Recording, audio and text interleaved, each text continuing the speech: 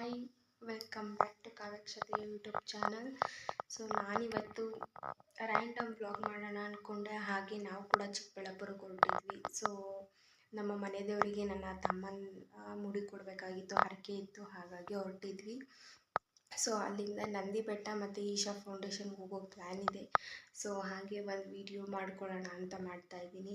Once again welcome back to YouTube channel and please like, share, comment and subscribe to ಕಾವ್ಯಕ್ಷತೆ YouTube channel.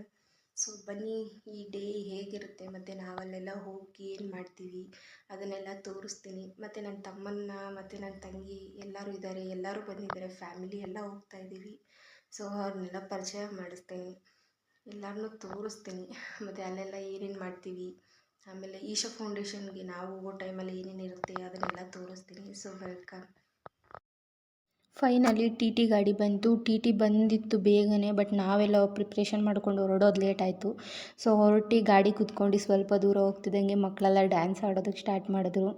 So ಎಲ್ಲ enjoy ಮಾಡ್ತಾಯಿದ್ವಿ. ಮಕ್ಕಳೆಲ್ಲ ಚೆನ್ನಾಗಿ dance ಮಾಡ್ತಾಯಿದ್ರು. ಪಾಪ ಅದಕ್ಕೆ ಆಡೋದಕ್ಕೆ ಬರ್ತಾ ಇರಲಿಲ್ಲ, ಆದರೂ ಪರವಾಗಿಲ್ಲ ಹೆಂಗೋ ಮಾಡಿ ಅಂತ ಹೇಳಿದ್ವಿ, ಮಾಡ್ತಾಯಿದ್ವಿ. ಅದು ಹೆಂಗೆ ದೇವಸ್ಥಾನ ಬಂತು ಅಂತಲೇ ಗೊತ್ತಿಲ್ಲ. ಸೊ ನೋಡ್ತಾ ಇದ್ದೀರಾ ನೀವು, ಇದೆಲ್ಲ ದೇವಸ್ಥಾನದ ಹೊರಗಡೆ ಜಾಗ.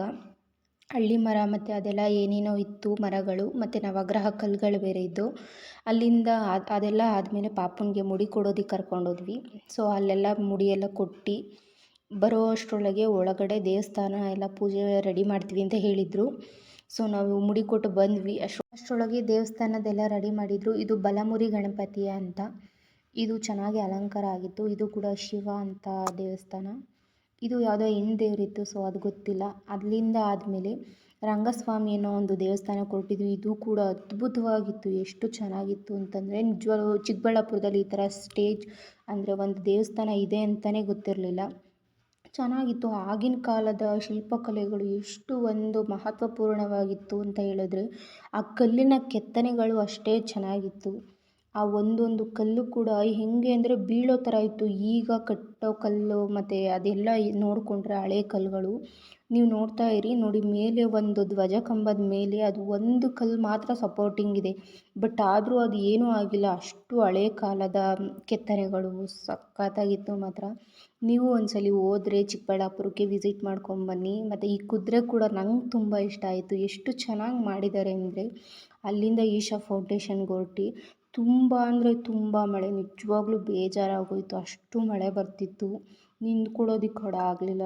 ಎಷ್ಟಾಗುತ್ತೋ ಅಷ್ಟು ಕ್ಲಿಪ್ಪಿಂಗ್ಸ್ನ ನಾನು ಮಾಡಿದ್ದೀನಿ, ಪ್ಲೀಸ್ ನೋಡಿ. ಅಲ್ಲಿ ಮುಂದೆ ಕೂಡ ಬಸವ ಇತ್ತು. ಈಗ ಚೆನ್ನಾಗೆಲ್ಲ ಮಾಡಿದ್ದಾರೆ. ಮೊದಲು ನಾವು ಫಸ್ಟ್ ಟೈಮ್ ಹೋದಾಗ ಫುಲ್ಲು ಎಲ್ಲ ಮಣ್ಣಿತ್ತು.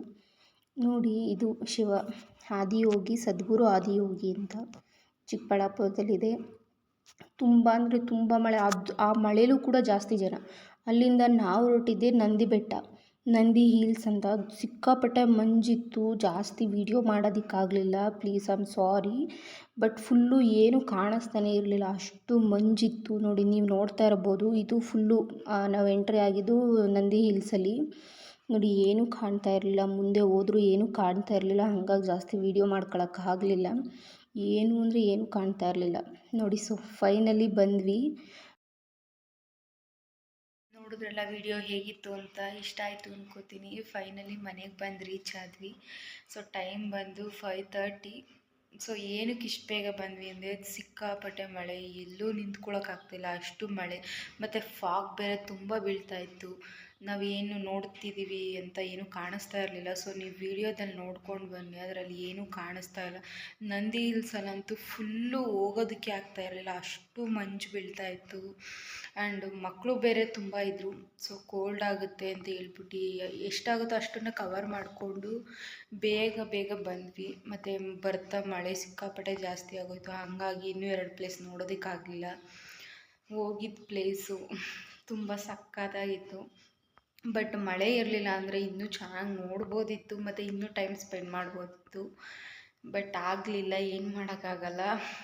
ಇನ್ನೂ 3 ಡೇಸ್ ಹೀಗೆ ಮಳೆ ಇದೆಯಂತೆ, ಐ ಡೋಂಟ್ ನೋ. ಬಟ್ ಈ ಟೈಮಲ್ಲಿ ನಾವು ಹೋಗಿದ್ವಿ, ಸೊ ಏನು ಮಾಡೋದಕ್ಕಾಗಲ್ಲ.